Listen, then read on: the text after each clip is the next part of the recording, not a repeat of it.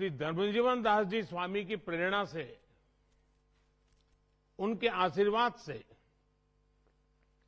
राजकोट गुरुकुल के 75 वर्ष हो रहे हैं। मैं राजकोट गुरुकुल के 75 वर्षों की इस यात्रा के लिए आप सभी को हृदय से बहुत बहुत बधाई देता हूं। भगवान श्री स्वामीनारायण, उनके नाम स्मरण से ही एक नव चेतना का संचार होता है। और आज आप सब संतों के सानिध्य में स्वामीनारायण का नाम स्मरण एक अलग ही सौभाग्य का अवसर है।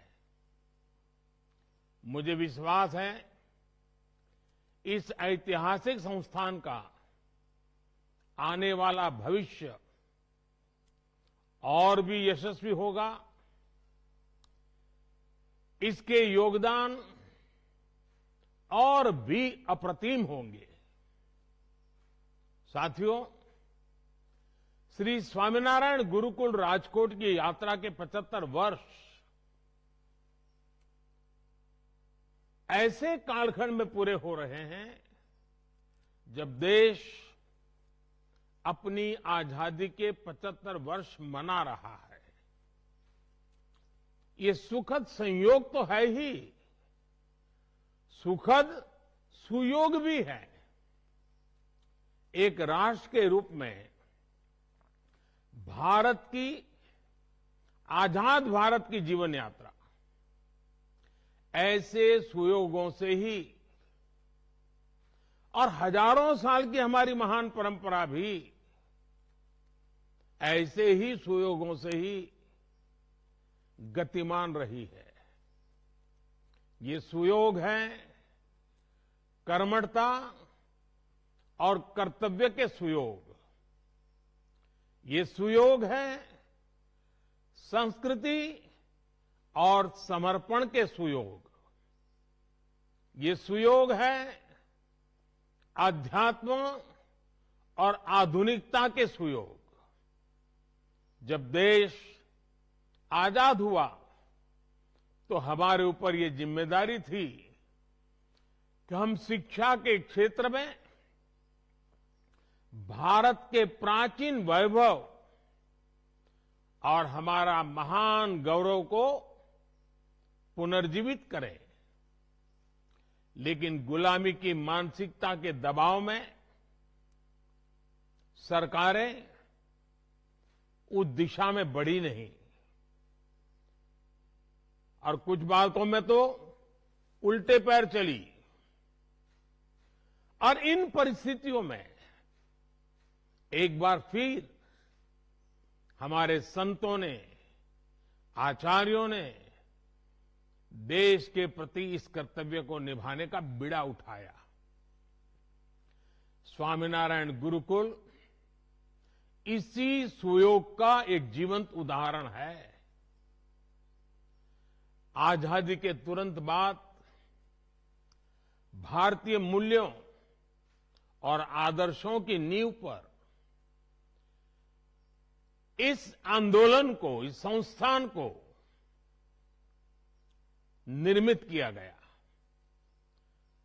पूज्य धर्मजीवन दास जी स्वामी जी का राजकोट गुरुकुल के लिए जो विजन था, उसमें अध्यात्म और आधुनिकता से लेकर संस्कृति और संस्कार तक सब कुछ समाहित था।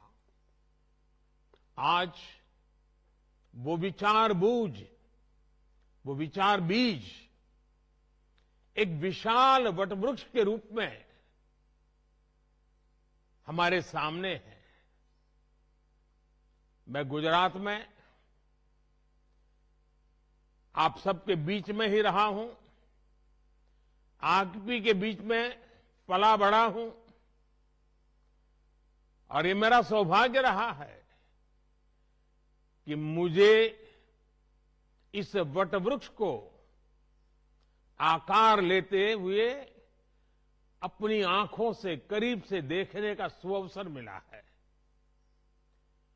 इस गुरुकुल के मूल में भगवान स्वामीनारायण की प्रेरणा रही है। प्रवर्तनीया सद्विद्या भुवि यत् सुकृतम महत्, अर्थात सत विद्या का प्रसार संसार का सबसे पवित्र, सबसे महत्वपूर्ण कार्य है। यही तो ज्ञान और शिक्षा के प्रति भारत का वो शाश्वत समर्पण है जिसने हमारी सभ्यता की नींव रखी है। इसी का प्रभाव है कि कभी राजकोट में केवल 7 विद्यार्थियों के साथ प्रारंभ हुए गुरुकुल विद्या प्रतिष्ठानम की आज देश विदेश में करीब 40 शाखाएं हैं।